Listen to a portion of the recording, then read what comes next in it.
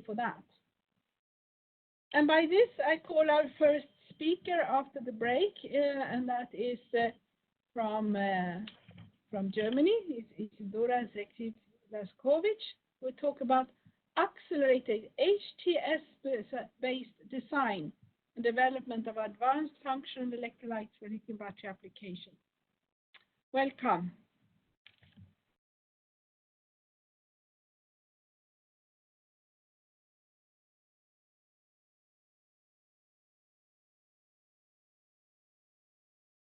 Thank you, Christina, very much for this kind introduction. And before I start with my presentation, I would also like to thank the coordinators of this event for given me the possibility to present our results.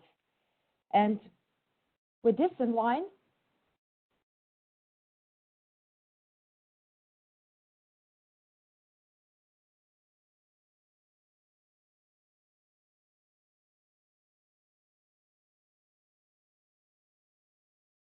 Isidora, this does not work. We are seeing a gray box. Okay. Just do what you did 5 minutes ago. Yeah, I did, but for some reason, do you see my presentation now? Now we see the presentation. Okay, good. Then we start from the very beginning. So, today my talk is about accelerated HTS-based design and development of advanced functional electrolytes for lithium battery applications. And as you may know, design and development of battery materials and interfaces is like searching for a needle in a haystack. And the main question is, how do we find one? Especially when we are talking about the battery components and having in mind the electrolyte as a key component and at the same time the Achilles heel of each battery cell as the component that is basically in contact to all the other active and inactive components in the battery cell. And with it is ad hoc interfaces and interfaces dictates and basically governs the destiny of each battery cell in terms of performance, in terms of safety, and in terms of the cost. And now the question is, what do we do and what kind of strategies we take in order to try to research and development advanced battery electrolytes for given applications in a targeted cell chemistry. And with this in mind, we have to combine two different approaches in a simultaneous way. And the first one relates to the electrolytes and electrolyte components. With this in mind, the conducting salts, solvents, and of course, functional and multifunctional additives, having in mind the physical chemical properties, individual and synergistic effects, their functionality, and basically their influence on the overall performance in the battery cell. Of course, electrolyte components and of course electrolyte itself has to be compatible to all the other active and inactive parts of the battery cell. And the second approach, of course, relates to the advances in methods, at experimental and also theoretical methods. With experimental, we have physical chemical, electrochemical, analytical, spectroscopic, structural, and high throughput screening-based analysis, which can be ex situ, in situ, in operando, and post-mortem. And of course, with a strong support and strong synergy from the theoretical calculations, simulations, and modeling.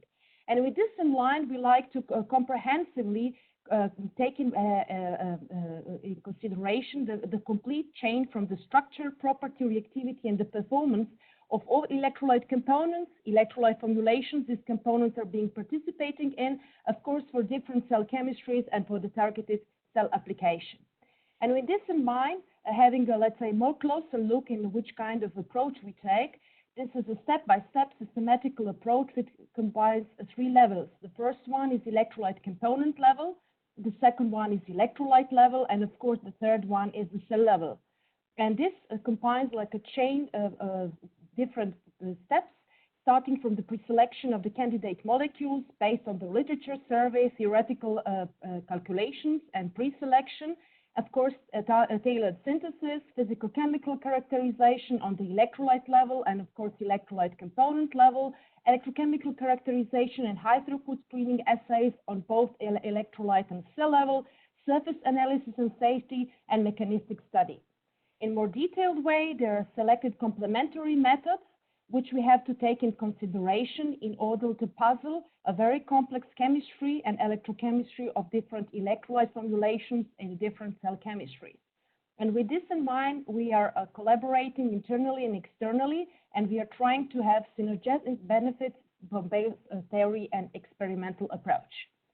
And how do we do that in order to accelerate the search for advanced electrolyte formulations?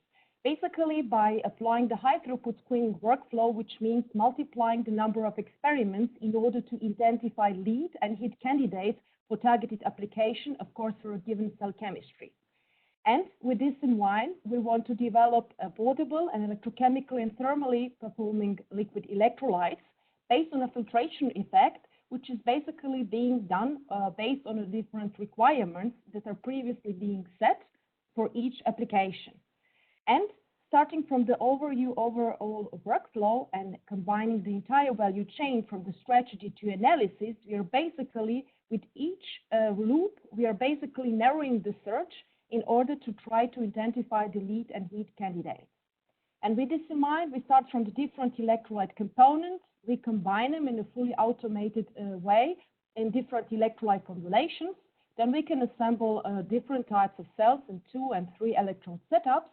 We can then use the high throughput screening sequence with the different stages and with the different experiments in order to try to identify the lead candidates for advanced cell chemistries and, of course, their applications. With this in line, we developed a system which is custom-made and which is unique, basically consisting out of 2 units. The first unit is the unit that is related to electrolyte formulation, and this is a fully automated way, and in one day we are able to formulate fully automatically up to 100 different electrolyte formulations and use them for a different cell chemistry. The second part of the first unit is related to the conductivity cells and the application and the possibility of the system to run up to 100 different simultaneous measurements in order to screen the lead candidates for a given application. And the second system, this is basically being connected with the first system through a storage and preparation unit, is a system which is related to the fully automated cell assembly in 2 and 3 electrode cell setups. And you can see here on the screen which are basically the main products related to the first and also to the second system. And we have different types of experiments which we use in different stages in this filtration effect in order to select our lead candidates. And in this way, we have different measurements which combine galvanostatic cycling measurements, cyclic voltammetry, linear sweep voltammetry, ionic conductivity and conductivity determination.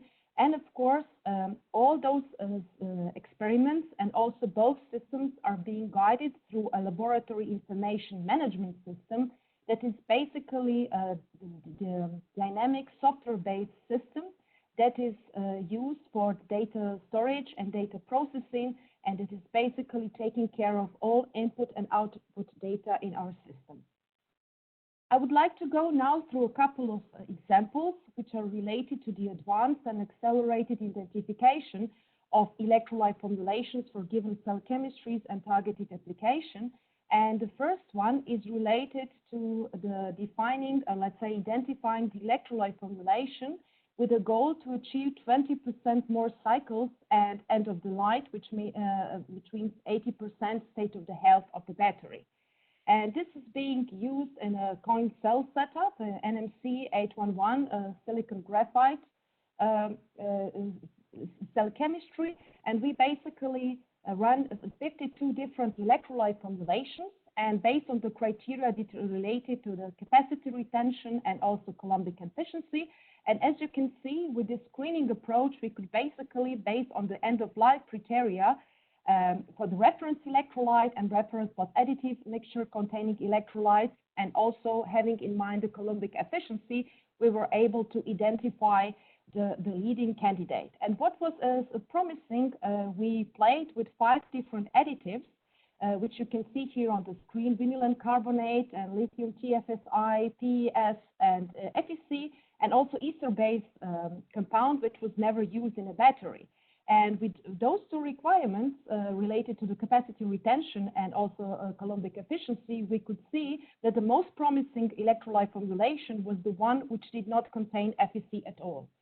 In the second example, we try to combine propylene carbonate with a wide variety of different sulfur-based compounds. And with this one, we did the screening of different compounds together with the propylene carbonate and electrolyte component.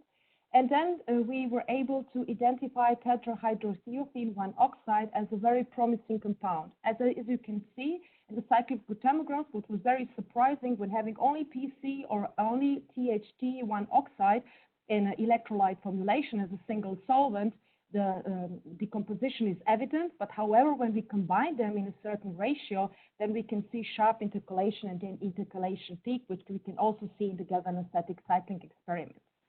On this slide, I'm just showing different concentrations and different components of the THT1 oxide and PC in an electrolyte formulation.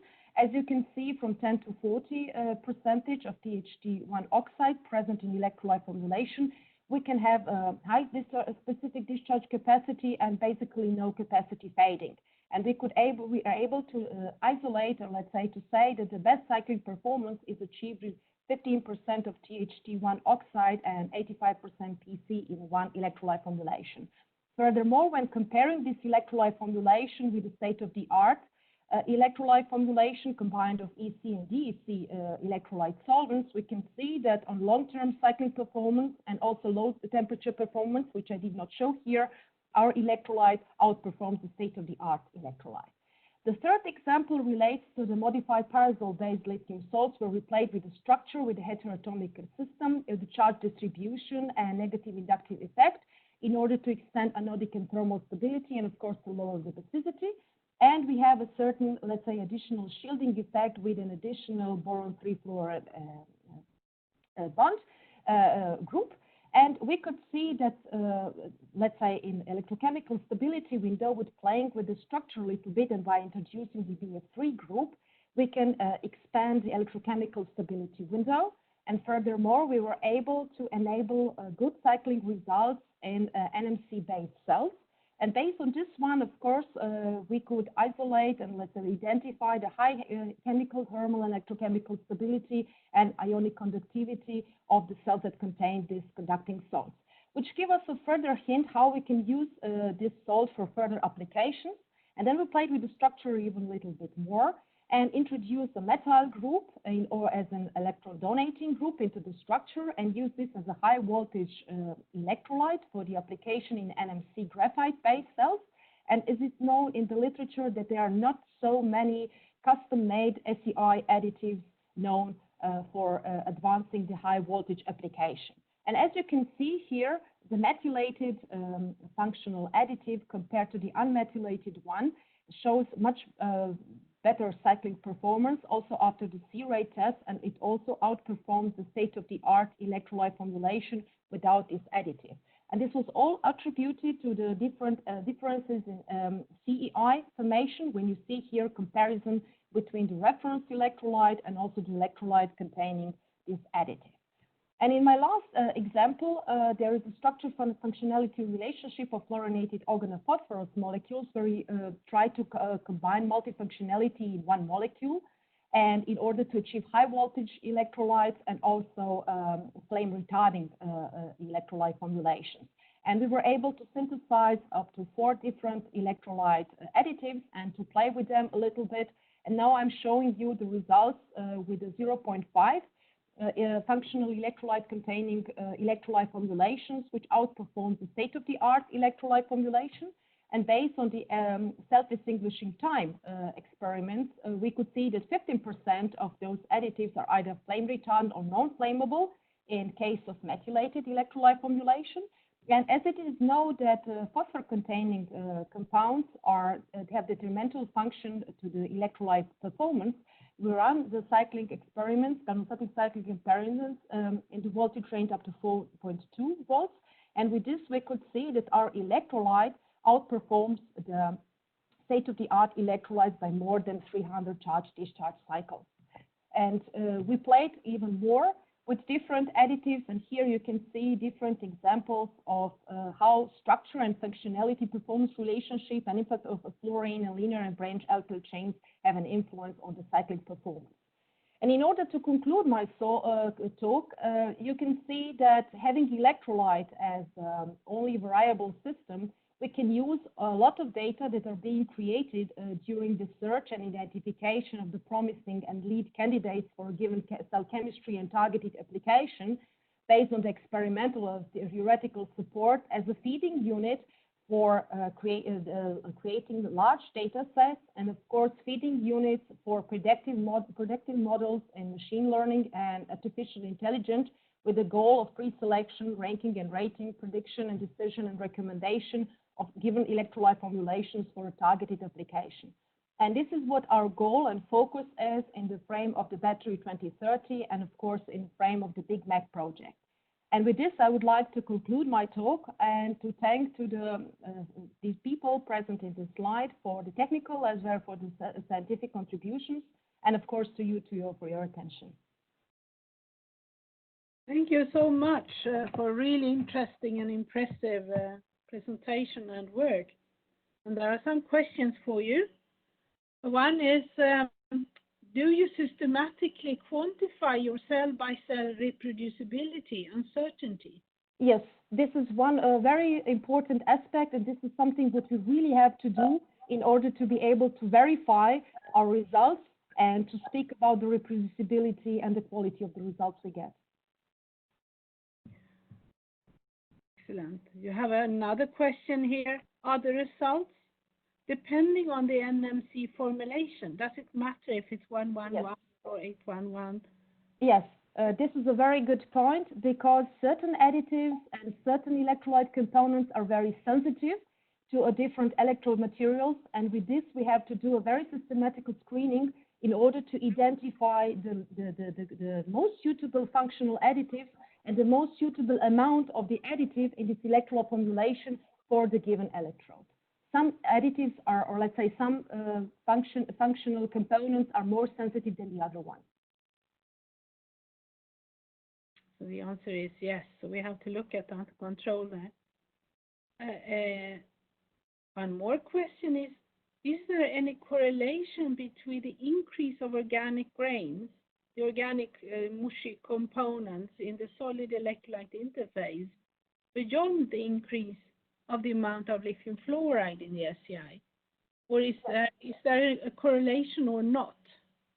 It again depends on which electrolyte components we have in our electrolyte formulation. And of course, by the composition of this electrolyte formulation and the composition of the components that are present in electrolyte formulation, they will very much influence on the SCI formation, but not only on the SCI formation, they will also influence the characteristics of the SCI, which means the composition, the morphology, the thickness, the homogeneity, and also the dynamics of the SCI.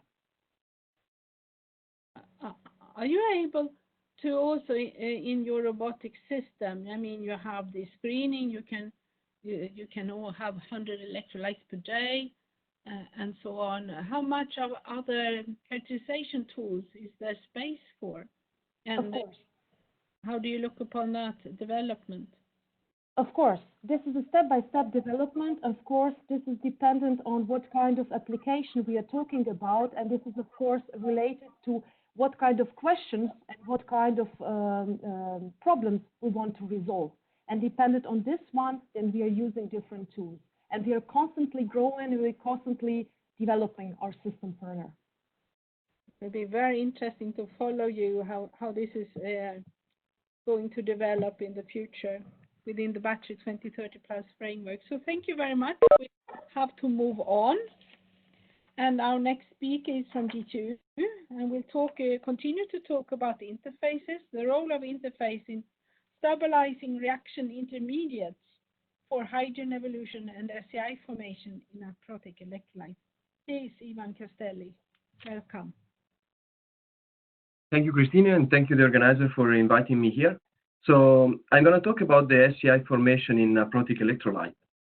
And so the SCI is one of the most studied and the least understood interfaces.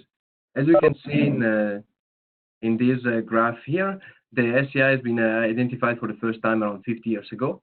And even now, after 50 years, there is not a complete understanding of the SCI interface.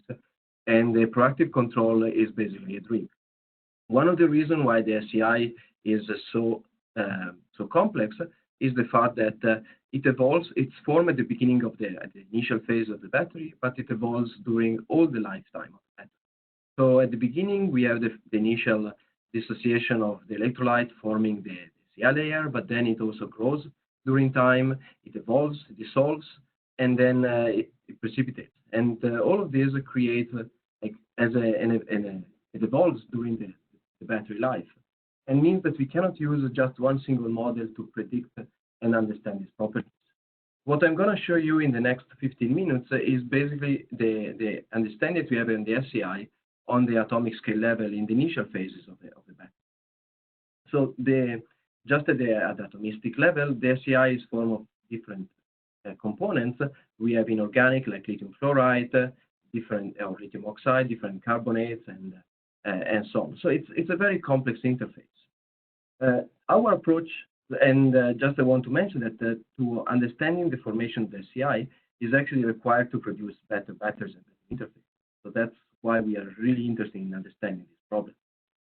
Our approach is to try to simplify the problems as much as possible. So we try to use a synergy between the so-called ideal experiments and at the same time realistic modeling. So what we mean with the ideal experiments is that we try to clean the electrolyte as much as possible, so we avoid all kinds of impurities, and then we use well-defined surfaces. So we try to have no defects, no steps, no edges, and at least at the beginning we use single metal surfaces. The reason why to use single metal surfaces is that it provides experiments that are reproducible, and also that are like as simple and as clean as possible. And then we can come with a theory. So we can make a model as realistic as possible to try to correlate what we can see in the modeling with what people see in experiments. So our modeling is based on molecular dynamics simulation that reproduce the structure of the electrolyte, but each step of the molecular dynamics is performed at the quantum level, so using density function. And this allows us to evaluate in a more or less correct way energetics and electronic properties.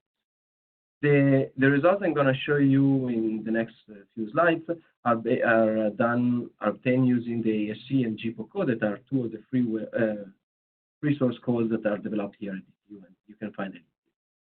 So what the beginning of the study starts with some of the experiments. As I said, our partners at Argonne National Lab, and particularly in the group of Leonard Markovich, were able to clean the electrolyte as much as possible, and the only impurity that they found or that they left was HF.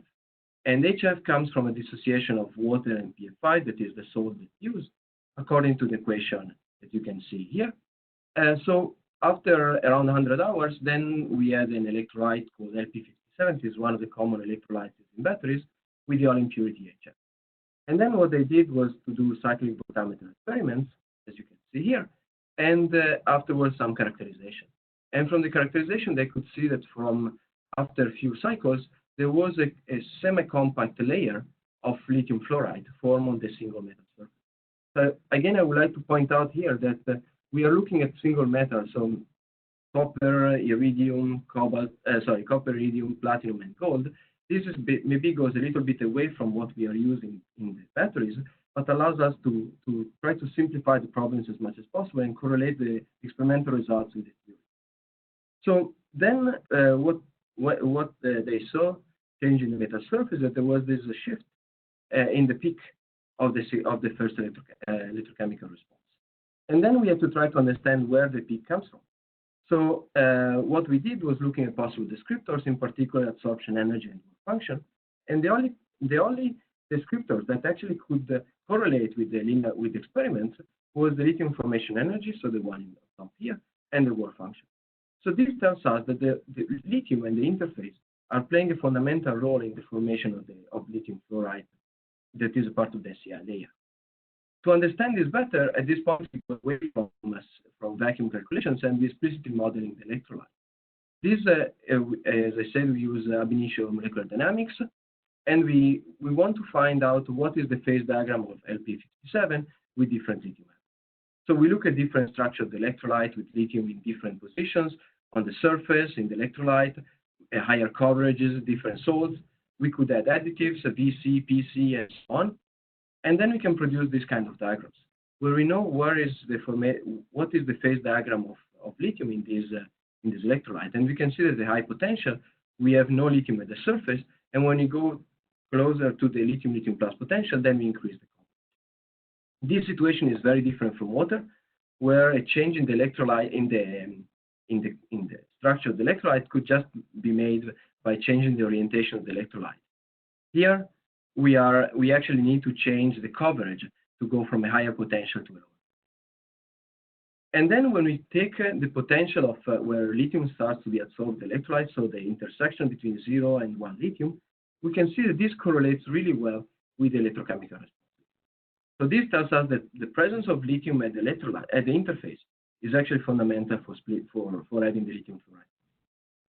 We can go on afterwards and looking at the actual reaction path for lithium fluoride formation. We have HF at the beginning, and we end up with lithium fluoride plus hydrogen. And then we can do this in two ways. On the top way, we split HF without any lithium, and the bottom way, instead, we do this assisted by lithium. It's important to note here that the potential should be kept constant during all the reaction. Otherwise, we have a term that we are not considering. And then we end up with the reaction path like this. So in the top path, we have a HF splitting without any lithium. So lithium is here in purple, fluorine in green, and the H is here. And you can see that this splits without any interaction with lithium. And this is uphill of around 0.9 electron. Then instead, if you look at the lithium HF splitting with lithium, this goes all downhill around 0. So the mechanism that we suggest is that we have lithium at the interface, HF comes, absorbs on top of lithium, and then HF, the hydrogen of HF, it's more or less free to separate from this compound, finds another hydrogen, and then evolves hydrogen as a gas mole. This we can do for all the 4 metal surfaces that we look at, and we have seen that the only way to split HF at this potential is to actually have assisted by lithium. So without lithium, this will be too much uphill. We have 2 different mechanisms in this case. For copper, gold, and iridium, HF, the lithium HF compound is formed spontaneously. So the limiting step is the splitting of HF. For platinum, instead, the limiting step is the position of lithium at the interface. And then when we consider also the hydrogen evolution reaction, so the fact that there is a different propensity for different surfaces to evolve hydrogen, then we can find this very nice correlation between the descriptor number 4 and the number 3, so the lithium absorption potential and the computation hydrogen electrode. They are not really descriptors because we are doing this using ab initio MD that are quite expensive. So we can do this analysis only for selected structures. It will be difficult to do a full screening of several hundreds of different compounds or compositions of the electrolyte. On the other side, descriptors 1 and 2 will allow us to do a fast screening and then make it better using ab initio. We can see similar reactions also when we look at different electrolytes, for example, sodium PM6. In this case, we have the formation of sodium fluoride. The mechanism will be exactly the same. And then we can go on and look at different impurities. So what happens when on top of HF, we add extra water?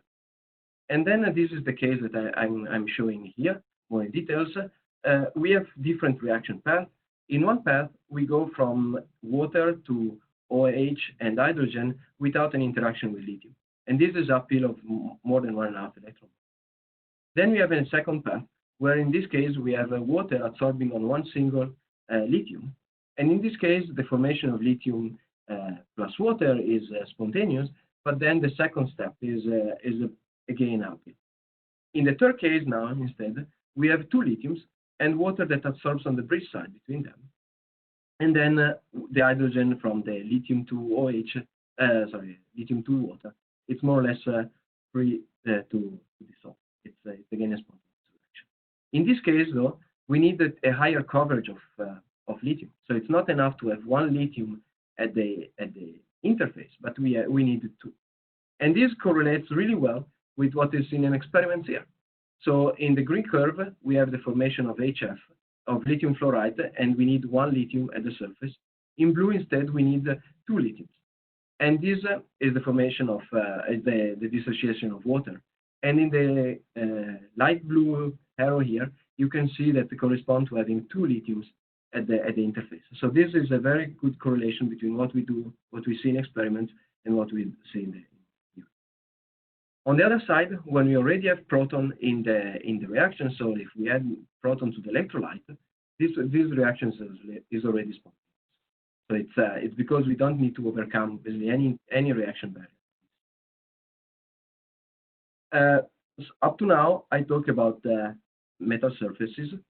This is actually not a realistic electrolyte, right, for a battery. So what about if we go beyond this and look at carbon systems?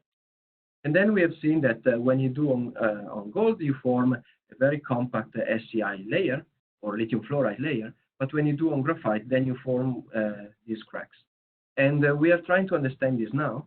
One of our hypotheses is that lithium absorbs weaker on graphene or graphite, and this is because they have a smaller work function.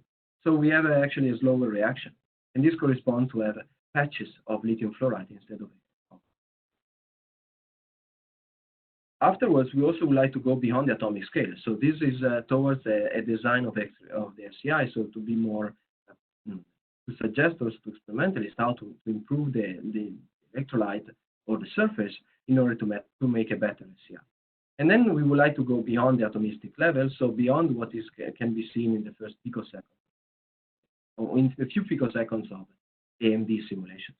And to do that, we could imagine that we make we use artificial intelligence, in particular neural networks, to make neural network potential that could extend the validity of ab initio MD and go to in the order of nanoseconds instead of picoseconds, and maybe even be able to see the events while they happen. And in our group at the DTU, we have students that are already working on this, but this is for a case of water on platinum. As you can see in the small graph here, the ab initio MD is the red box, while the neural network potential will be the full unit cell.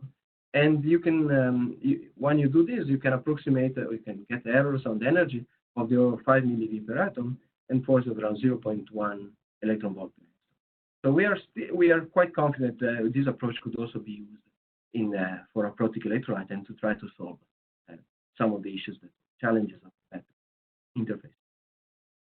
So just to conclude, I've shown that the interface plays a fundamental role in the reduction reactions of HF and water. Lithium, in this case, is used to stabilize the reaction intermediates, and the absorption of lithium or the work function is they can be descriptors for the electrochemical response. I would just like to point out again that the potential here is not a driving force for the reaction as it happens, for example, for hydrogen evolution reaction, but is actually needed to create the right interface to catalyze the reaction. So to have lithium present at the interface. Good. And the people that I would like to acknowledge, they are both from University of Copenhagen and the DTU for the theory part, and from Argonne and the BMW group in Germany. And thank you for attention. Thank you very much. There are already questions coming in to you, of course. It's an interesting topic. And the one is from Tushan Patirana. I hope you have pronounced your name correctly. Is there any specific reason to carry out the simulations on gold and not on copper? Graphite? Yes, so the reason why we did on gold was because was basically the first experiment that our experimental group did. So this was running in parallel. They did first on gold and on gold and platinum, and then we pick up gold because we did a lot of simulations on gold for water problems, so in water electrolytes, and we know that gold is one of the most inert surfaces. So this was more or less I would say by chance. But there is if you do the simulations on copper instead of gold, you will see the exact same result. So the one I show here, where all the phase diagrams on gold, right? Especially this one, but you can see here in the red line that is done on copper and using still ab initio MD, and you get exactly the Okay. And the question has a second question involved. Lithium fluoride doesn't have the highest ionic conductivity, but many publications report lithium fluoride as a good SEI former. Does this have to do anything on stability of lithium fluoride, do you think? So this actually goes a little bit beyond what we've been looking at, because what we are able to look using ab initio MD is actually not the formation of the compact lithium fluoride, but how you form the initial, the first grade of lithium fluoride. So basically, lithium fluoride molecule on the interface. So we didn't do any simulation yet where you have gold or platinum and a thick compact layer of lithium fluoride. So that it needs to be. It's beyond what we have been looking at the time scale of our simulation. Okay, and here in the questions and answers, I have a question from Vidananda Yakumar, which is very similar to my own question to you. How the results related to SEI in organic solvent-based liquid electrolytes can be compared with organic polymer-based solid gel electrolytes? Have you any feeling of that? That's a very good question. No, I don't have a feeling, because so here it would be really great to be able to include polymers, but that will increase the cost of our simulation dramatically. So one possibility is, of course, try to find a cheaper way to do similar kind of simulations, and of course maybe using AI and neural networks will be able to just reduce the cost of our simulations and be able to look at larger systems and including components that are not as organic electrolyte as we've seen, right? And the same way it could be to have the effects of additives and so on that is currently too computationally demanding. May I ask you, this gun is in an organic solvent? You said the ordinary LP30. Yeah, it's LP57, so EC, EMC. LP57, but yeah. You don't include in your modeling any of the solvation shells and the mixture of the carbonaceous part and the lithium fluoride part. Is that too complicated for your model, or? So at least, what the reason why we didn't include is to keeping the simulations as realistic as possible, but also as close as possible to experiment.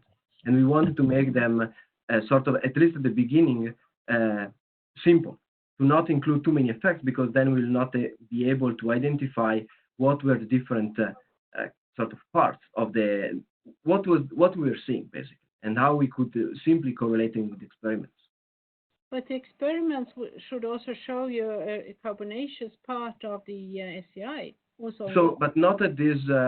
So this was actually a very higher potential than what you usually see in on graphite or other carbon-based anodes.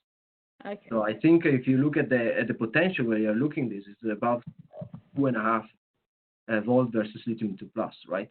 Okay. So if you need to go, and that's also why when you do this on graphene, it's including a different level of complexity, because now we don't have only the formation of lithium fluoride, but we also have the dissociation of EC and the EMC that happens at a much lower potential. Yeah. I can tell you from the side there is a definite difference in the SEI if you have a polymer electrolyte or if you have a liquid one. So you have some work to do in the future. A very nice presentation, interesting topic and good questions. Thank you all. I don't think there was another chat. I think we should move on. So thank you, Ivano, again. And thank you. Call for the next speaker. And we continue with interfaces, but now we go to solid state batteries. And this presentation will be given by Corsin Battaglia from EMPA, Interface Stability in All Solid State Batteries.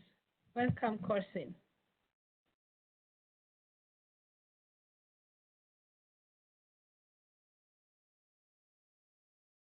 We don't hear you. Here I am. Good afternoon. And thank you, Christina, for the introduction. And I would also like to thank the Battery 2030 Plus team for putting together this virtual conference.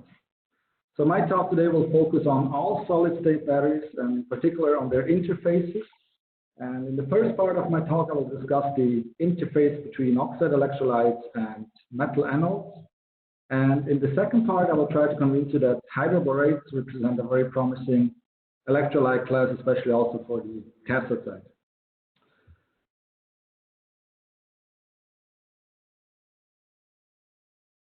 I would like to start my presentation with a short caveat.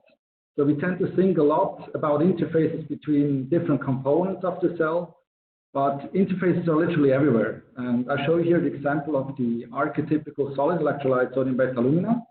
So this material was already studied in the early 70s, for example, by Professor Stanley Whittingham, and is employed in commercial sodium sulfur and sodium nickel chloride batteries. So the microstructure of sodium beta alumina is quite sensitive to the sintering conditions. So when you look up values for sodium ion conductivity of sodium beta alumina in literature, you will actually find a huge spread of values. So our PhD student Marie-Claude Bay performed a systematic analysis of the microstructure of sodium beta alumina as a function of the sintering condition, and was able to vary the sodium ion conductivity by more than an order of magnitude. Just by changing the sintering conditions. You can see this here on the right figure. Marie-Claude also found that for sintering temperatures below the liquid phase formation temperature, the conductivity is dominated by porosity, and above that temperature, it's dominated by the average grain size, also interfaces here.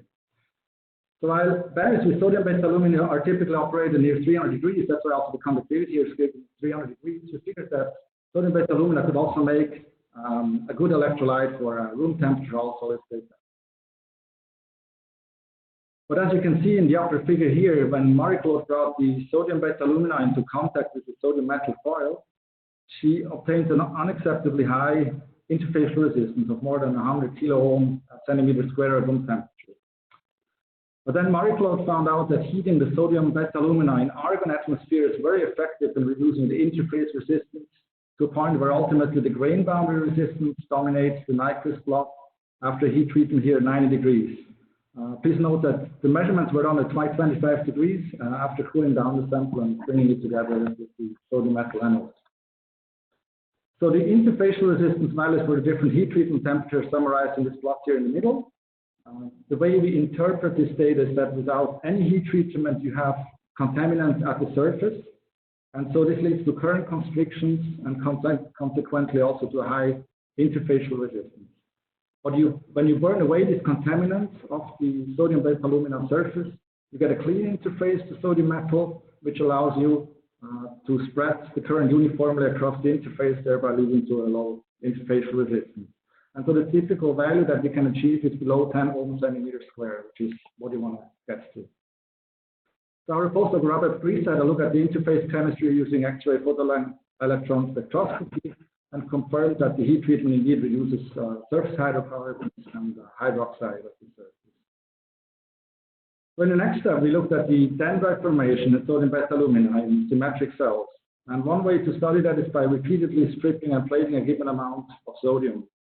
But this can take quite some time until a dendrite forms and the cell fails. So what we do here is that we cycle a fixed amount of charge, but we are increasing the current density as we move along here along the cycle. That's why also you see that the distance or this intervals become shorter and shorter for this measurement. At some point, you have a dendrite forming. You can see here the voltage drops, and we report the current density just before the voltage drops as the critical current density. And so this is summarized here. The critical current density is a function of interfacial resistance. And you can see that interfacial resistance is actually a very good indicator for the robustness of the electrolyte against the dendrite formation. In the next slide, we are comparing these critical current density values measured for sodium beta alumina, these are the red points here, to values measured under identical experimental conditions for lithium lanthanum zirconia garnet electrolyte. This is one of the most popular ceramic electrolytes currently. And this is data from the group of Professor Jeff Sakamoto from Michigan University, with whom we collaborated on this project. What we see here is that the critical current density is about 1 order of magnitude higher for sodium beta alumina than for lithium garnet. So this means in principle that the beta alumina is more robust against dendrite formation. But as you can see here on the right, we're replotting exactly the same data, but we use a normalized temperature. Here we normalize the temperature by the melting temperature of lithium and the melting temperature of sodium. And when you do that, you can see that those data sets roughly fall on top of each other. And this, of course, raises the question whether the critical current density is actually a property of the electrolyte or rather maybe of the metal anode itself. In fact, once you have a very clean interface, and the interfacial resistance tends to be dominated by voids, as you can see. So when you're stripping, you're generating these voids here, and they also lead to current constrictions and therefore tend to provoke the dendrites. So Professor Peter Bruce's group recently pointed out that the filling of these voids is rather governed by what he calls cold flow behavior or creep behavior of lithium and sodium metal, and not really by the properties of the electrolyte. So in principle, this limitation should no longer exist if we do experiments above the melting temperature of the electrolyte, and that's exactly what our PhD student Daniel Landman tried to do. So he measured stripping and plating at a temperature of 250 degrees. And indeed, he was able to demonstrate that plating and stripping at extremely high current density of 1 milliamp centimeter square for 20 hours. You can see this here during this long duration without any sign of dendrite formation. So the current densities that Daniel uses in this experiment are 100 times higher than the critical current density for sodium beta alumina at room temperature I just showed you before, and even 1,000 times higher compared to the values for lithium boron. So this is quite an impressive demonstration. You can also see that when we are zooming into these curves, so these are quite dense, of course, but we zoom here on the right, that there's no significant change in the over potential between the beginning of the cycle and towards the end. So in total, Daniel plated a cumulative capacity of 10 ampere hours per centimeter square, which corresponds to the target value defined by the US Department of Energy for metal anodes. But of course, we don't want to reach this 250 degrees. We have to find out future ways to reduce the temperature down to this 25 degrees. I will now move to the second part of my talk, where I'll focus on the use of hydroborates as solid electrolytes for the cathode side. More specifically, we are interested in close-borate electrolytes. So these are salts with complex cage-like anions. So the most stable anions are the ones with 12 and 10 boron atoms. But by themselves, these salts do not show high ionic conductivity at room temperature. But about 3 years ago, our PhD student Leo Duchesne found that when he combines the two anions into an FCC lattice, as I show in this atomic structure on the left side here, that he can reach a conductivity of about 1 millisiemens per centimeter at room temperature, which is a good threshold value to start thinking about building a battery. Another advantage of these materials is that they're very light, they have a very low density comparable to a liquid electrolyte. They're non-toxic, the toxicity is less than the toxicity of table salt, and they can be made very low cost. So close-borates have a reputation of being very expensive, but I invite you to have a look at these two publications where we report the scalable low-temperature solver thermal synthesis route for these materials using cheap sodium BH4 as a feedstock material. We then looked at the electrochemical stability of these electrolytes. So at low potentials here, you can see the onset of plating. And indeed, we stripped and plated sodium with these electrolytes over a period of 2 weeks without any increase in overpotential, although not yet, of course, at the current densities that we reached before for sodium beta alumina. At potential above 3 volts, we start to observe small oxidation currents, which define the oxidative stability of the electrolyte. Note here that we are measuring a very small current density, and this is very important if you want your battery to cycle stably afterwards. So based on this measurement, we decided to build a battery using sodium chromium oxide as a cathode material. So this material delivers 120 milliampere hours per gram, if you cycle it up to 3.4 volts. So this is slightly above the stability limit here, but we have the hope that we can still rely on a bit some overpotentials and kinetic stabilization. So we assembled these cells using simple cold pressing to compact the materials into pellets, so which is an additional advantage of hydroborate electrolytes, for example, over oxide electrolytes, which require high temperature sintering processes to get an intimate contact. Well, the first time we cycled this battery, we were quite disappointed. You can see here the first cycle coulombic efficiency only reaches 60%. And of course, if you keep cycling, the capacity then fades quite rapidly. We then looked at the evolution of the cell impedance and also observed that the impedance rises quite rapidly after a few cycles.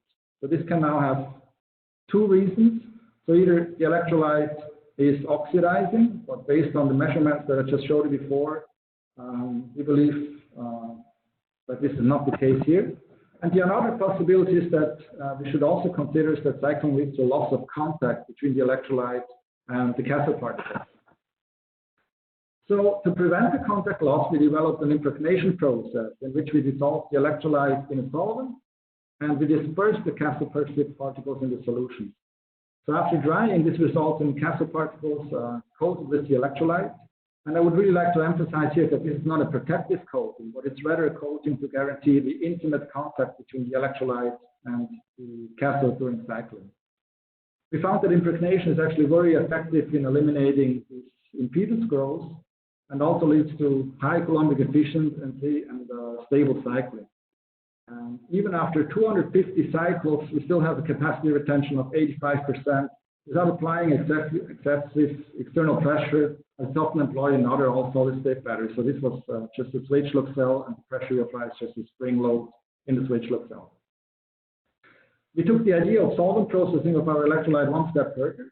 So we realized that when we switch from methanol as the solvent to isopropanol, we can crystallize the highly conducting FCC phase directly out of solution. And this is, of course, very interesting because it enables us to infiltrate standard porous electrodes with our electrolyte and have them ready for integration into a battery. And I invite you to have a look at this publication here, where we provide more details and where we show that the electrodes infiltrated with our electrolyte perform as well as electrode in combination with the liquid electrolyte. I think this is also a nice example for how we can be innovative on the processing side and secure patent rights in the field of all solid-state batteries. We have been stuck quite some time with chromium oxide as the cathode material, and to be competitive, what we really want is to increase the cell voltage from 3 volts, like we show here, up to the region of 4 volts.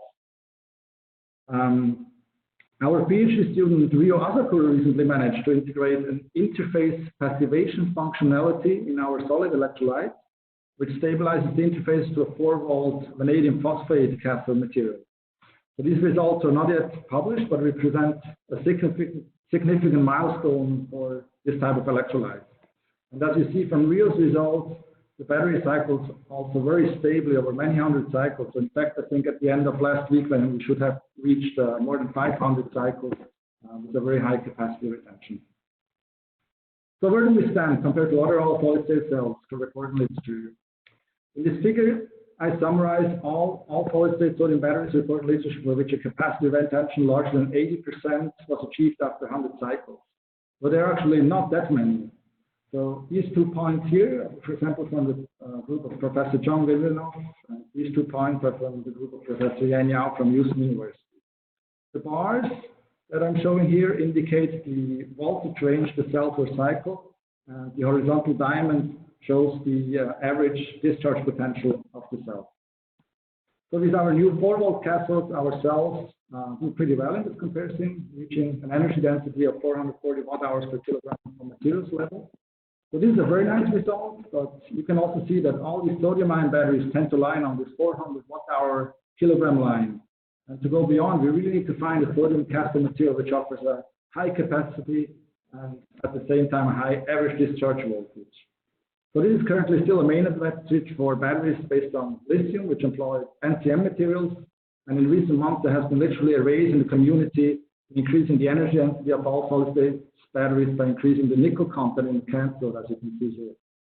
So I would like to point out that the hydroborate also exists in the lithium analogs, but it's currently still a bit more difficult to reach high ionic conductivity for lithium. So we still need to do more research on materials level. With this, I come to the summary of my talk. I gave you 2 examples of how we address challenges at the interfaces in all solid-state batteries.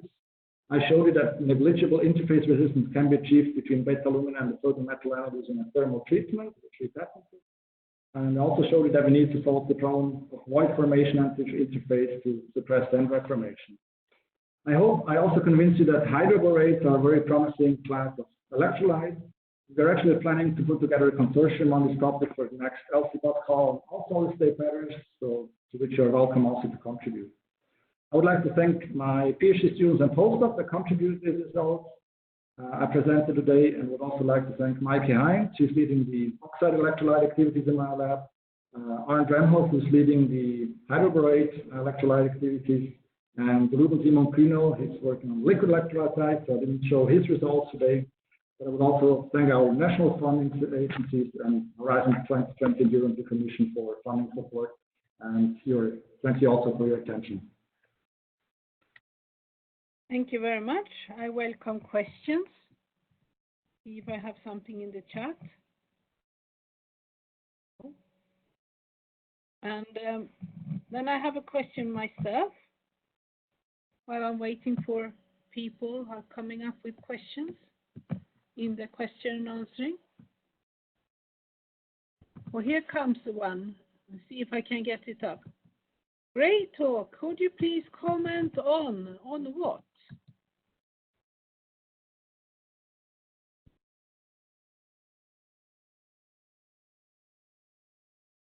Now, on the air moisture stability of hydroborate electrolytes compared with sulfide electrolytes. Yes, so they are hygroscopic. So when they are out in the humidity, they tend to suck up a bit humidity, but you can simply dry them and then reuse them in the glove box. So that's not a problem at all. There's no gas evolution like you have, for example, in sulfide. Good. Another question, I mean, to bring the sodium beta alumina back again is very interesting. Do you think there is ever a chance to work on the interfaces so that you actually can bring down the temperature and start to use them as ordinary room temperature electrolytes or not? I mean, the point I want to make is that sodium beta alumina, the room temperature conductivity is comparable to the lithium garnets. And I think what our results show is really that we have to look at the properties of the lithium or the sodium nickel more than the properties of the electrolyte. So I think as soon as you have a clean interface, the electrolyte doesn't play so much a role anymore. The whole tendency to form dendrite is rather governed by the properties of the metal. Okay. And here you another question. Could you please talk about the grain boundary resistance in composite cathodes using BH4-based solid-state electrolytes?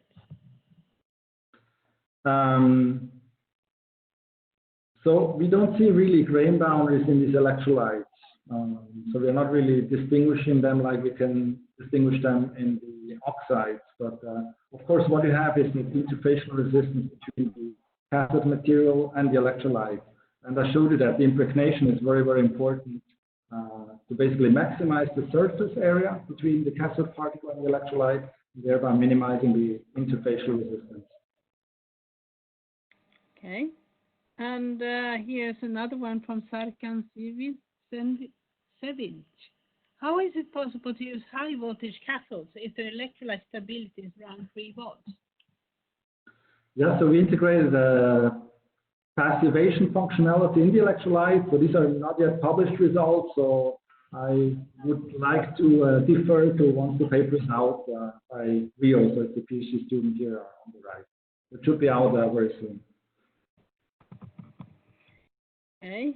Now the questions start pouring in, and here's the last one. Can you please comment on the impact on electrical conductivity in the mixing approach?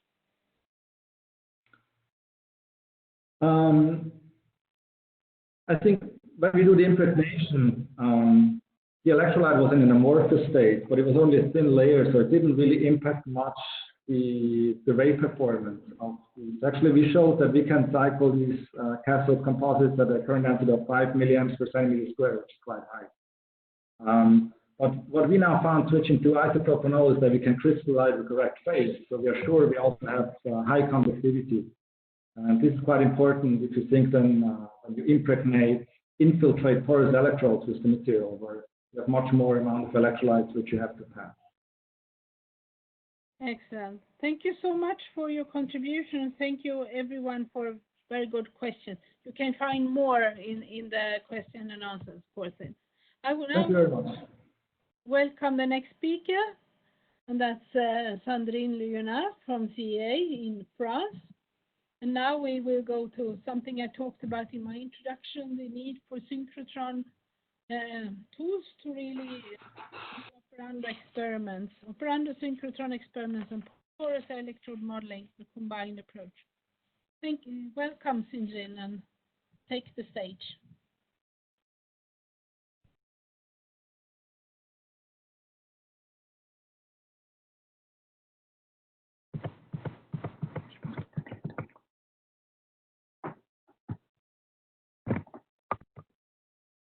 You are unmuted already. You can just speak. Can you hear us? Okay, thank you. Sorry. We will present this talk in two. So I am Sandrine Leonard, and I will share the floor with my colleague, Marion Chambéris.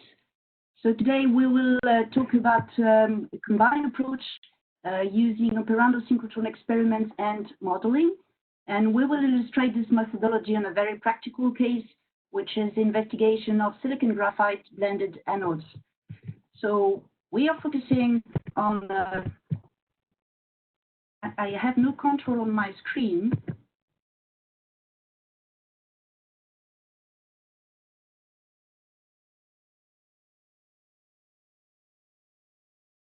Use the page down, page up, and try there. Yeah, it doesn't work. Go to the bottom left of the presentation, there will be controls coming up. Is this a PDF or is this a PowerPoint? No, it's a PowerPoint. I will stop sharing, sorry, and start again sharing.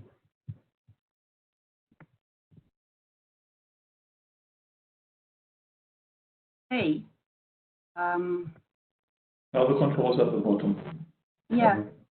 So we are focusing on the silicon. So it's obviously a very interesting material because of its high theoretical capacity, but its use is still limited because of aging, and in particular, during the alloying reaction with lithium, there is a huge volumic expansion and subsequent contraction during the dilation, and also the creation and evolution of a dynamic SEI, and all this leads to some cracks and pulverization and the loss of electric conductivity, therefore capacity fading and ultimately maybe a battery failure.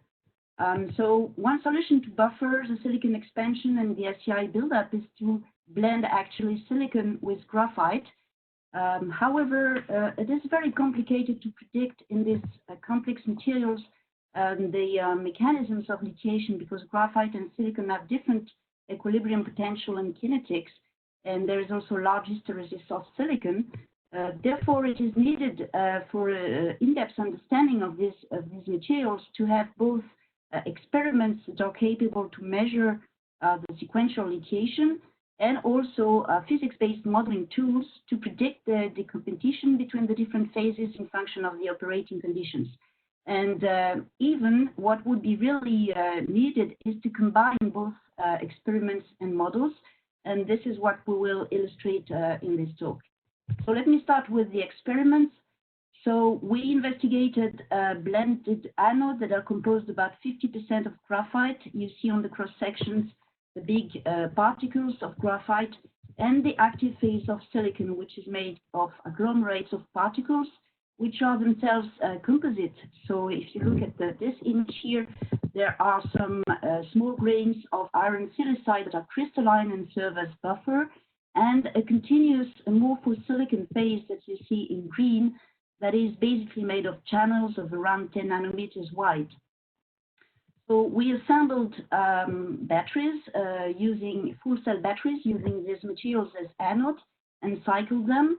And you can see the capacity is, some capacity is lost after a number of cycles. And what we did is putting these cells on the European facility in Grenoble, ISRF, and making some operando synchrotron experiments on them. So we had sample holders that allowed us to cycle simultaneously several cells and probe them in parallel. And so basically, your beam is falling onto the cell, and the beamline we are using is very unique because there are two detectors, and this allows us to acquire simultaneously in real time two sets of data. With the first detector that is close to the sample, we look at diffraction, and so we get information at the atomic scale on the graphite peaks. While the beam is able to go through this first detector, there is a hole, and you can collect the small angle scattered beams onto the second detector that is located 3 meters behind, and then you get the small angle X-ray scattering pattern, which is at a different, completely different scale, the nanoscale, and therefore relates to the evolution of the silicon. So this is the electrochemistry we applied, 2 cycles at C/10, followed by subsequent cycles with higher C rates. And so if we focus on the graphite, on the wax data, you see the evolution of the peaks during the lithiation. So we're starting from graphite up to the fully lithiated phase, LiC6, that will appear soon in yellow. And so from this data, you can have the state of lithiation of graphite at any time or any voltage during the cycling. And by combining this to the Faraday law, you can extract the contribution of the graphite to the total capacity of the cell. And so you see this with the gray data here during the lithiation and then during the dilithiation. So what is seen here, when you subtract this graphite contribution in gray to the total capacity that is in black, then you can obtain in orange the contribution to the capacity that is given by the silicon phase. So what you see during lithiation, there is a competition between both phases that get simultaneously lithiated, while during the dilithiation, there is first graphite that is getting fully dilithiated, and then silicon gets dilithiated. So if you remember, with this experiment, we have wax, but we also have the SAX data, and this gives a kind of unshaped signal, but it's still evolving with time, as you can see on the image. And so we can look at this data by integrating the signal in the region where the signal is changing, and this corresponds to length scales of typically tens of nanometers. And if we plot the integrated SAX intensity profiles along time, then you see that it nicely correlates to the electrochemistry. In particular, during the lithiation, you have an increasing intensity, and then during dilithiation, decreasing intensity of the signal. If we get a closer look to how it looks, you see that the shape of the profile is complex, and there are at least 2 steps in the lithiation. And during the lithiation, there is an extended plateau where nothing happens, and then the intensity drops linearly with time, which means with capacity. So we can explain this by remembering that the intensity we measure is the product of a number of terms, and the most predominant one here will be this delta rho square that is called the contrast, and which is the difference in electronic density between the lithiated silicon and the medium that is surrounding this lithiated silicon. So basically, the profile we see here is very sensitive to the amount of lithium that is incorporated into the system. We also have 2 different terms here that are called form factor and structure factor, and that contain information on the morphology, on the sizes of the domains and the shapes. And we can get a look to this also by, again, looking at the same data, the raw SAX data that have been shifted in intensity for clarity. And you see that a kind of ondulation is coming here during the lithiation, and it's getting out during the dilithiation. And it is maybe clearer to look at this variation in shapes if we subtract at any time the starting spectrum at time 0, then we get clearly 2 slopes and a breaking slope that we can quantify, so a specific Q star value that will correspond to a specific size domain that is corresponding to the size, mean size of the silicon phase. Now, if you look at how this quantity is evolving with the capacity, you see that during lithiation there is a steep increase from about 9 to 12 nanometers, then a plateau, and then on dilithiating a plateau, and then we are contracting the system. So this is very consistent with we know from the microscopy, where we have here the sizes of the silicon is in fact around these numbers. And so this corresponds to basically 230% volumic variation of the silicon during the lithiation. So if I summarize the findings from the experiments, first of all, we are able to obtain the sequential lithiation process of the both phases and the contribution of each phase to the total capacity. But this is an indirect information regarding silicon because it is obtained by subtracting data from the graphite. But at the same time, simultaneously, although independently, we get stocks data, and from this we get a direct information on the amount of lithium that is incorporated into the system, and also the morphological changes at the scale of the domains, of the nanodomains of silicon.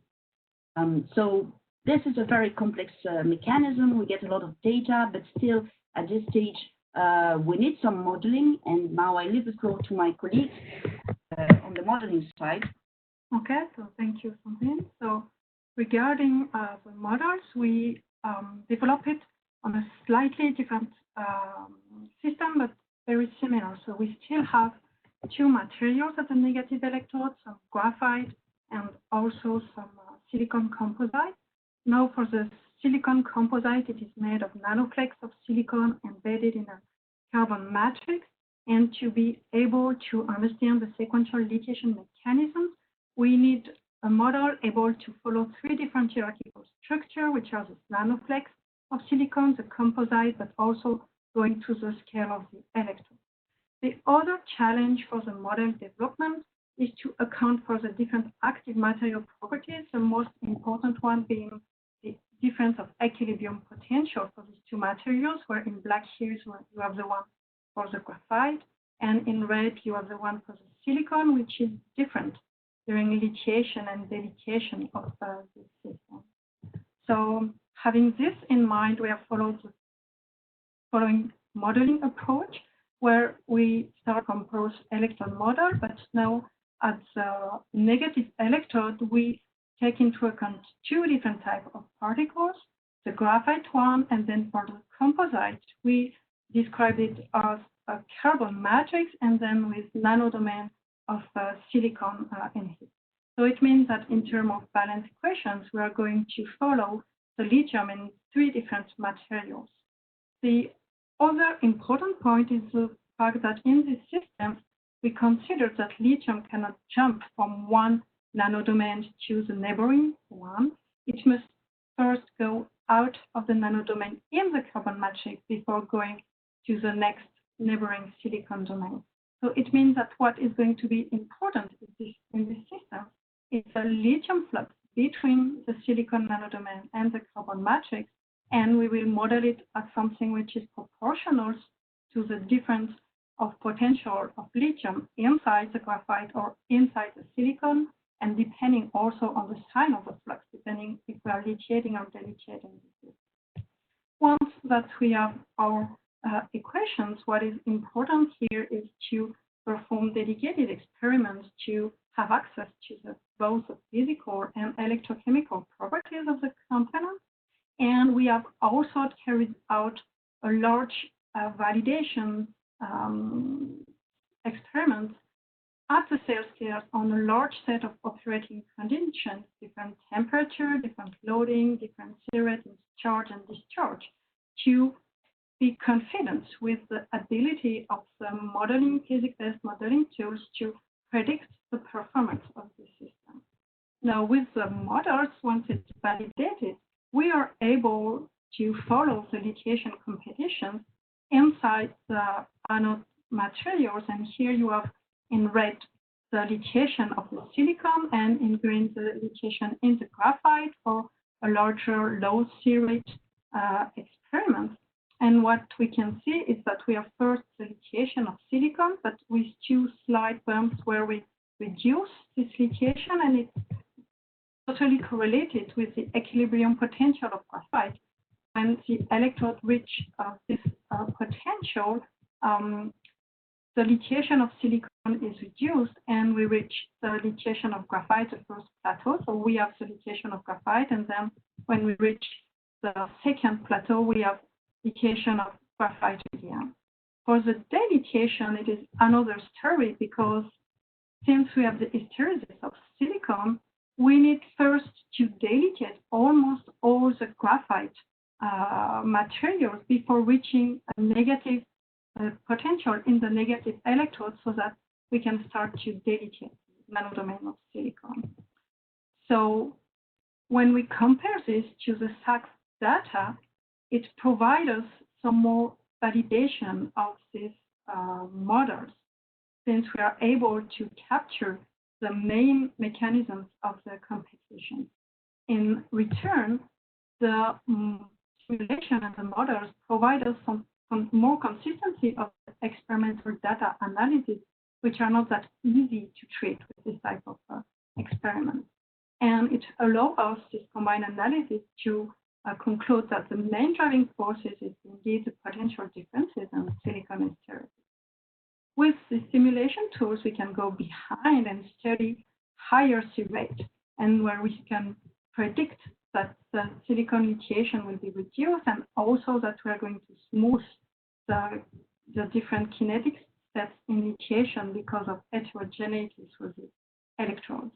We can compare this to SACS data, where this smoothing effect during lithiation is also captured, and by further analyzing the data to quantify this heterogeneity and to validate it. This type of combined loop is also interesting to go toward aging data, as the aging mechanisms are different for graphite and silicon. And here, if we are able to follow independently with validated tools the lithiation in both materials, it will provide us further understanding of what is going on in this blended. So to conclude on this talk, I want to say that this combined approach of modeling and operando experiment is important to predict materials, but also battery property at the device scale. The operando characterization provides us quantitative scale results data that are important for model validation, but also as input data for multi-scale physics-based modeling. And in a retroaction, these models allow us to design new experiments and to consolidate the data analysis. So with this, I want to thank you all for your attention. Thank you very much for important talk on lithium, graphite, and silicon. We have one question, which I think is be really relevant. Alexis Rucci. Thank you for the very interesting presentation. Could you explain how did you study the influence of the shape changes of silicon particles during lithium intercalation process? So it's not really, we are not able to look at the shapes of the particles. We don't have the signal we measure is an average of many things, and the system is very predisposed. We don't have model particles. So in fact, we extracted the mean characteristic distance, which is model-free, and it's just telling you the mean size of the silicon phase. There is no information we can have here about the shape because of the structure of the material. We can do this if we have some model particles, and then we can go further with the SACS analysis. But how about the electrochemical model? If you look at the theoretical side, have you any comment on that? Yeah, regarding the model, what we have observed is at first order, the evolution of the size of the silicon is not needed to capture the feedback on the electrochemical performance. Now, if we want to go further into the modeling, what we have once we have the competition in lithiation is that we can incorporate the swelling of the silicon nanodomain during the lithiation. But at first order, what we have seen is that it was not needed to predict the electrochemical performance. It doesn't mean that it is not needed to predict the aging, and we are currently working on that because the swelling will impact the probability and many of the fortuity during the aging of the electron. Okay, there are more questions for you, but I'm sorry I have to interrupt this discussion now. So thank you very much for your contribution. And I will now leave the floor to the last presentation of today, which is from Erik Berg from Uppsala University, who will present really modern studies on operand observation of double-layer charging and early solid electrolyte interface formation. Please, Erik. Thank you, and good afternoon. I hope you can all hear me. My name is Erik Berg, and I'm from the Ångström Advanced Battery Center at Uppsala University. Today, I'm more specifically representing the interfaces team, and our methodology is based on development and application of operando surface-sensitive analytical techniques for batteries. So regardless of the battery chemistry that you're working on, any cell that operates at high voltages has to rely on interfaces to separate the electrodes, either the anode or the cathode, from the electrolyte and continuous degradation of the electrolyte. The most prominent example of this is what we had before, is the lithium-ion battery, where we form the so-called solid electrolyte interface in the first few cycles in the cell on the graphite anode. And this interface keeps the cell alive for thousands of cycles until its end of life. A major challenge while characterizing interfaces is that they are nanometer thin. So they are very thin, and they display a very complex in situ formation and evolution behavior. Therefore, we need to characterize these interfaces operando, so that is during operation. But there are today very few techniques available for that, and that's what we are working on in my team. Today, I'm going to focus on a recent study that we made that we published in JPCL. So for those who are interested, you can always return to that manuscript. But I have to warn you, more practical-oriented battery people out there, this is a model study. Since we have been using gold as a negative electrode, but we did put it in contact with a more practically relevant electrolyte, which is LP40, containing 1 molar of LiPF6 in 1:1 ratio of EC/DEC. And the fundamental question we have here is very much related to what Ivano Castelli was talking about before. What happens really when we put these two phases in contact and we start polarizing the gold negatively? In order to investigate this, we have been exploring Raman spectroscopy. And this is an optical spectroscopy technique which has been used extensively to study battery electrodes and electrolytes. And it's based simply on that we're having a laser beam which we focus onto the sample, that our battery in this case could be the electrolyte or the electrode, and we gather the reflected light, we send it through a spectrometer, and we get what's so-called a vibrational spectrum, which is representative for the molecular bonding and structure of the material that we're looking at. There are, however, drawbacks with this technique. The signal that we get is very weak. It means that we need to have long collection times, and the resolution of typical microscopes is in the micrometer range. So that's clearly insufficient to study interfaces in our case. Therefore, we were very positively surprised by a recent study coming out from the team of Nanda at Oak Ridge National Lab, where they developed a so-called surface-enhanced Raman spectroscopy setup. And this one consists of ordered gold nanoparticles, and they showed by modeling that they could achieve up to 8 orders of magnitude in the signal enhancement in the vicinity of these particles. So that would be even in the, if you put it in contact with the electrolyte, that would be really in the double layer. And if you would have such strong enhancement, this would promise even single molecule detection. However, I should mention more generally, this technique has been applied several times also for batteries, but I would say that the data is largely fragmental and widely scattered. But the trigger for us was really this study, and they showed specifically that they can achieve up to 5 orders of magnitude enhancement of the signal for many of those components of the electrolyte that we are specifically interested in. And they show, for instance, here this is a Raman spectra where you have the normalized intensity on the y-axis, you have the Raman shift on the x-axis, And you compare here the Sears spectrum with the standard Raman, and you can see that you can get a very good spectrum in a short amount of time, even 10 seconds, compared to the standard Raman spectrum with electrolyte, 300 seconds. So to sum up here, this technique would offer us very localized information, very close to the substrate, could be our electrode in this case, at much faster acquisition rates. And we can reduce artifacts in this way, for instance, due to heating of the sample with a laser.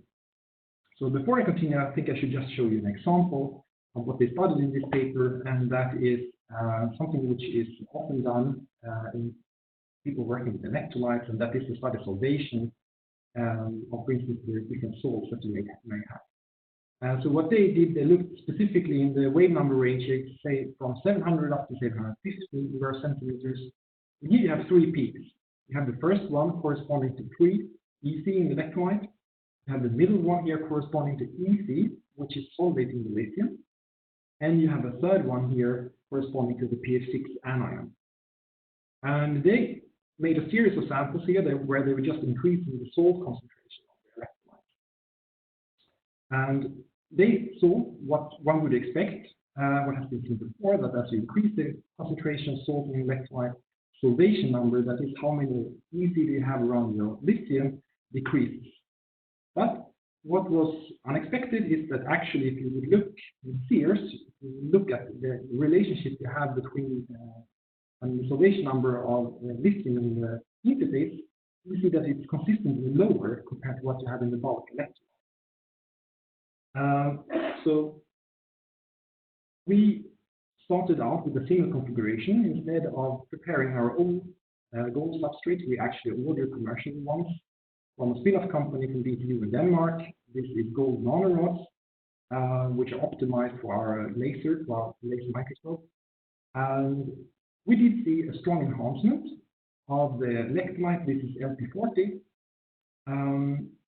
but only about 2 orders of magnitude. So it is stronger, and even though I'm largely this fraction of this signal here is just due to the reflectivity of gold, I will still, throughout my presentation, continue to talk about the Sears effect here. So let's have a closer look at what we see from the spectra. So now I have normalized the spectra, so this should be the normalized intensity that we see on the y-axis. We have the wave numbers now on the x-axis. So this is looking with the Raman spectrometer with a microscope just at the normal electrolyte. We see we have the typical band here of the different electrolyte components. And if we compare that now in green, we have the Sears signal. We have actually put the Sears substrate into a cell. So this is a metallic lithium half cell. Open circuit potential is 3 volts. And we do see the same features roughly. They're coming from, we have the EC here. We have the EC solid in the lithium. This is what we looked at before. We have the pH6 anion, etc. We can even see signature here of PVC. Apart from that, we do see in this region further peaks. We haven't yet figured out exactly which compound is there. Could be some degradation products which are attracted to the gold surface.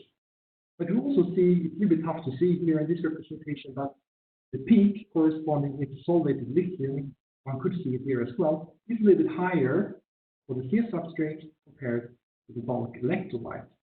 So this is a reproduction of what the team of Nanda they were seeing. But for us, it was interesting to see what happens now when we polarize the substrate and we go negative. We collected about 50 spectra, going from 3 volts all the way down to 0.5 volts versus metallic lithium. We have here again the Raman shift on the x-axis, and the intensities on the spectra are now color-coded. We have the blue, the lowest intensity, and red is the highest intensity here. And we can see that as we go negative, there is this peak here growing, which is corresponding to EC solvated by lithium. The same thing here, this one. So we saw clearly that the spectrum that we were measuring was strongly responding to the polarization of the gold substrate. So if we look a little bit more in detail, we have been doing peak fitting on this region here from 700 up to 750 that we discussed before.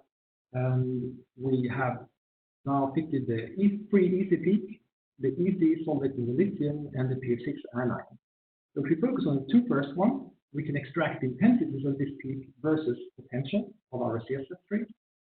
And we can see that as we reduce the potential, we have an increase here of this easy solid in the lithium until about 2.3, 2.2 volts, and after that it goes down along with the signal from the free EC.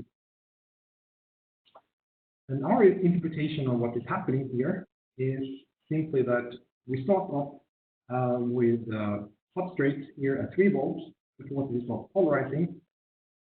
Based on the areas of these peaks, we can extract the salt concentration of the electrolyte that we expect. And we figure out that was 1 molar, and that is consistent with the electrolyte that we put into the cell.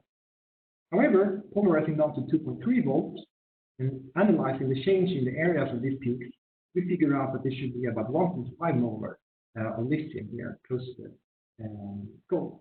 And so we believe that this is the charging of the double layer that we're looking at. However, we were curious about what is happening here. I mean, why are we losing signal close to solid lithium along with the easy solid in the lithium along with the free EC here? And we did complementary measurements, gas analysis. This is a line chemical mass spectrometry. So you see here, this is the gas evolution rate in nanomoles per minute, and we have the potential again on the x-axis. This is a similar cell configuration again with a gold electrode here. And we see that the gas thing starts about 2.6 volts. We have a first evolution of hydrogen here. As we go more negative, we do see more hydrogen in the second peak, and then we have a third peak below 1 volt. Apart from that, this is minor fractions of C2 and ethylene here. So if we focus on the first peak here, this overlaps with Ivana Kostelets results. I mean, we believe, just as they figure out that this is the reduction of HF, leads to the hydrogen evolution here. This is a 2-electron process, exactly what we see here. And we form LIF, which has a low solubility in our electrolyte and deposits on the gold. This LIF is Raman inactive. In this region, we do not see any growth of any peak. And so what we believe happens here is that we are pacifying our CS substrate, basically. The LIF is pushing the electrolyte deposits on our CS substrate and pushes the electrolyte out from the double layer of the substrate. If you would integrate this peak here, it would correspond to roughly 16 ppm of HF impurity in our electrolyte. And we have confirmed this concentration with a separate technique. The second peak, we know from experience that this is typical for water reduction. Both HF and water is very tough to get rid of, even though we are heating and drying our electrolytes. And what happens here, this is again a 2-electron process per hydrogen molecule. We would be forming OH-. We know also from experience that OH- would trigger the ring opening of the EC from Q2. We do see Q2 is evolving at the same time. And on top of that, we know that mixing OH- in Q2, we could form the hydrocarbonate anion, which in turn could form the carbonate along with hydrogen, again in the 2-electron process. So by simply looking at the gas analysis, we wouldn't be able to distinguish between these processes here. But looking back now at the spectra that we collected, we could see at the same potential where we believe that we are reducing the water, we see the onset of the formation here of a peak at 1085, which is typical for lithium carbonate. So this one is forming, and at the end of 0.5 volts here, we do see that this is one of the few peaks remaining. So thereby, I come to the end of my talk. I've shown you the prospects of combining complementary around the surface sensitive techniques. A lot of the effects that we see we wouldn't have been able to figure out with just one single technique. And I believe that this approach will eventually give us molecular level mechanistic understanding of these complex multi-step reactions. More specifically, I talked about spheres. I showed you how we can see the charging, what we believe is the charging of the double layer. This could also be due to specific absorption of lithium here. And After that, we start to form LIF. And we have been doing, for instance, complementary TCN, which you will find in the manuscript as well, and it supports findings that we have. We are forming a rigid layer here, which is about 3 nanometers thick, and that's enough for us to actually lose the single, the fierce single here. Before I finish, I would like just to stress that what's very important here is the cross-compatibility between the different techniques that we're using. This is a continuous struggle for us, and especially when we do collaborations with other labs. Here, there is a strong need to harmonize electrode, electrolyte selection, cell design, experimental protocols. And on top of that, today we are generating already hundreds of spectra, rich and complex features of interface processes. And we need here to structure, process, distribute these large spectra sets. And we need complementary molecular level modeling here to support us. And I'm really looking forward to all the work that's been done within the framework of 2030+ here. And I think this is a very promising future. Thank you. Thank you very much, Erik. You have a question here. How good is this SIRS technique if it's applied to sulfide solid materials? The sulfide electrolytes would be good choice to understand the PS4 contribution. Do you have any comments? I can't say, I mean, not all compounds are Raman active, and I can't tell to what extent these compounds that sulfide electrolytes are Raman active. If they would be, I think you could set up a configuration where you could study interface formation in this type of solid electrolyte as well with SIRS. I think that's possible. Okay, and here you have another question from Morgan Thomas. Do you see any evidence for laser-induced decomposition processes during SIRS experiments? Yes, here you have to be very careful, and that is one of the reasons why we went over to SIRS. We know this is a typical artifact when working with Raman spectroscopy. So we try really to minimize exposure of the laser, so we really reduce intensity at which we hit the sample. And we have been doing time studies, so you can just continuously irradiate your sample and look at all the other peaks coming up, or does it influence electrochemistry, and we haven't seen the sign of that for these experiments. Okay. I have a last question here from Philip Braga, but I can only see the first. Here it comes. Would you be able to comment on how the SIRS technique compares with shiners for the study of the SCA? Yes, shiners. So this is shell-insulated nanoparticles, so that you cap the surface with, for instance, silicon oxide. I would say that, yes, the type of substrate that they use on the surface, the chemical composition of the surface matters a lot. So, and that we saw in Ivano Castelli's work. So depending if you are what material you put in contact with your electrolyte will influence ACI formation, what reactions you are accelerating or not. And the same goes for if you're capping your gold surface or not.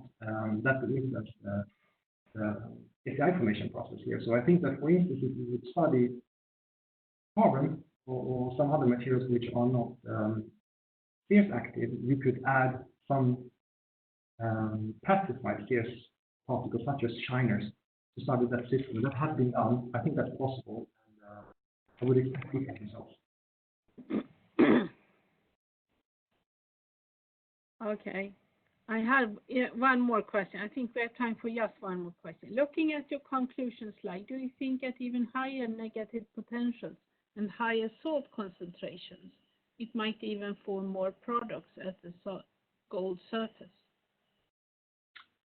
That's a good question. I mean, we are, from the TCM data, going down to 0.5 volts, we are forming up 3 nanometers layer here.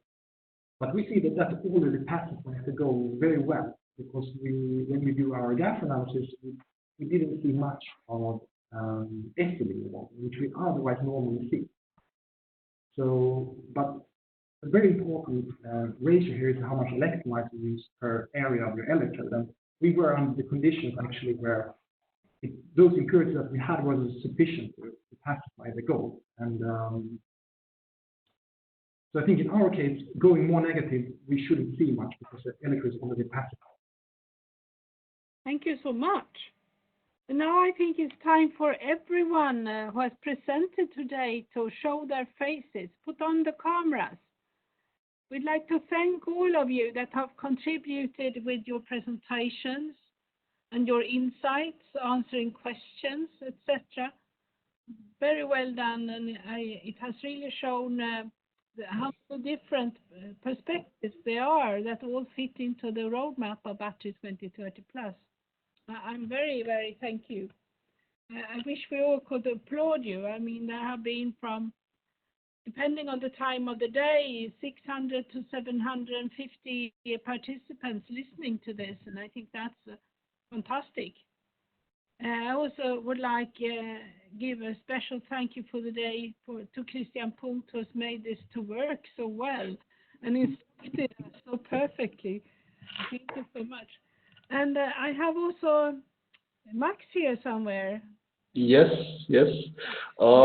Actually, I cannot add much because what you said is actually what I also wanted to say. I wanted to thank Christian and his team for the perfect preparation of this event. So everything worked smoothly, and this is a real big event, and there were a lot of preparations.